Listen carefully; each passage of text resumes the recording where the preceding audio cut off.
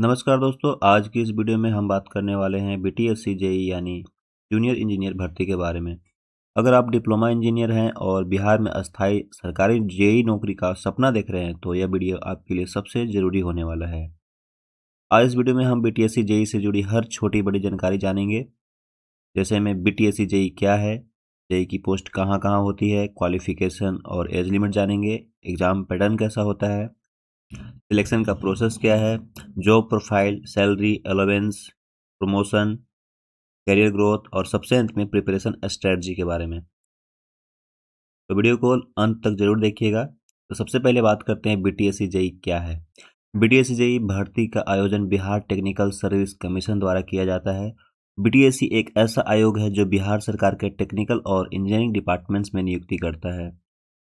BTSC JEE के अंतर्गत चयनित उम्मीदवारों को जूनियर इंजीनियर के पद पर नियुक्त किया जाता है, जहां वे सरकारी परियोजनाओं, निर्माण कार्यों और तकनीकी कार्यों की निगरानी करते हैं। यह भर्ती पूरी तरह मेरिट बेस्ड होती है और सबसे बड़ी बात, इसमें कोई इंटरव्यू नहीं होता। अगर हम बात करें बीटीएससी जेई पोस्ट और डिपार्टमेंट के बारे में, तो बीटीएससी जेई की पोस्ट मुख्य रूप से इन विभागों में होती है, जैसे कि आप health department, building construction department, public health engineering department, urban development, hospital engineering wing. JE को डिस्ट्रिक्ट, सब डिवीजन या ब्लॉक लेवल पर पोस्टिंग मिलती है।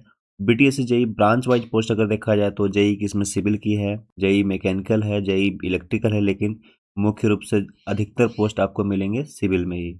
अगर हम बात करें क्वालिफिकेशन की, तो बीटीएससी जेई के लिए योग्यता बहुत ही सिंपल है। बहुत लोग कन्फ्यूजन होता है कि इसमें बीटेक वाले कर सकते हैं कि नहीं कर सकते हैं। तो इसमें मैं बता दूं कि अगर सिर्फ आपके पास बीटेक है तो आप इस नौकरी के लिए एलिजिबल नहीं है, आपको डिप्लोमा होना ही चाहिए।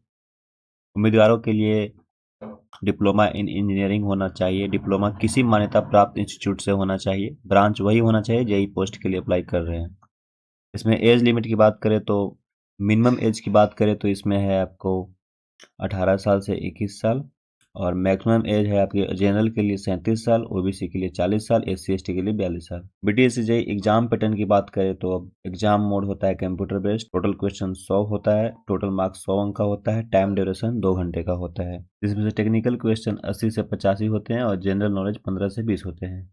ज़्यादातर भर्तियों में नेगेटिव मार्किंग नहीं होती है, लेकिन फाइनल कंफर्मेशन हमेशा ऑफिशियल नोटिफिकेशन से जरूर करें। अब आते हैं बीटीएससी जेई सिलेबस पे। तो अगर हम बात करें सिविल इंजीनियरिंग के लिए जेई का सिलेबस, तो इसमें आता है engineering mechanics, strength of materials, RCC, steel structure, building construction, surveying, soil mechanics, foundation engineering, transportation engineering, environmental engineering, irrigation engineering. अगर हम मैकेनिकल के लिए बात करें तो इसमें आता है engineering mechanics, strength of materials, theory of machines, thermodynamics, IC engine, refrigeration and air conditioning, fluid mechanics, heat transfer production engineering. अगर हम बात करें इलेक्ट्रिकल सिलेबस के लिए, तो इसमें बेसिक इलेक्ट्रिकल इंजीनियरिंग, जैसे बीडब्ल्यू बोलते हैं, electrical circuits, electrical machines, power system, measurement and instrumentation, control system, power electronics, utilization of electrical engineering. और आपको जनरल नॉलेज का इसमें सिलेबस का क्वेश्चन फिर आपको इसमें पढ़ना होगा जनरल नॉलेज, जैसे कि बिहार जी के बहुत ही महत्वपूर्ण होगा इसमें, Indian polity, history, geography, current affair, basic maths, reasoning. Maths reasoning का मुश्किल से 2-4 क्वेश्चन ही आते हैं।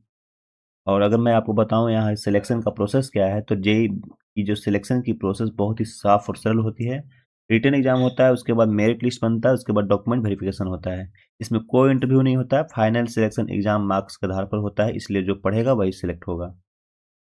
अगर हम बात करें यहाँ पे जॉब प्रोफाइल के बारे में, तो आप जानते हैं जेई बनने के बाद काम क्या होता है। जेई के रूप में आपकी जिम्मेदारियां होती हैं site supervision, government construction projects की निगरानी, material quality check, measurement book तैयार करना, कंट्रैक्टर एंड हायर ऑफिसर से कोऑर्डिनेशन, प्रोजेक्ट रिपोर्ट और एस्टिमेशन। काम टेक्निकल है लेकिन रिस्पेक्ट और अथॉरिटी दोनों मिलती है। हम बात करते हैं सैलरी एंड पे स्केल के बारे में। अब सबसे जरूरी सवाल, सैलरी कितनी मिलेगी।